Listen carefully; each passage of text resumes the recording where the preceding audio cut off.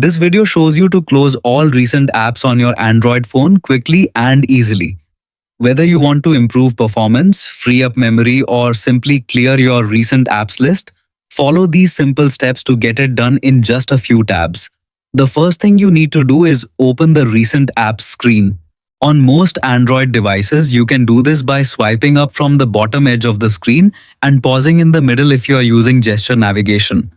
If your phone uses the traditional navigation buttons, simply tap the Recent Apps button, which usually looks like a square or two overlapping rectangles at the bottom of the display. Once the Recent Apps screen opens, you'll see all the apps you've recently used. Swipe through the list until you reach the very beginning or end, depending on your phone's manufacturer. On many Android devices, the Clear All button only appears after scrolling all the way to the left or right of the app cards. When you see the Clear All option, tap it once.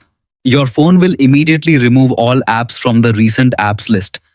Keep in mind that this doesn't uninstall the apps or delete your data.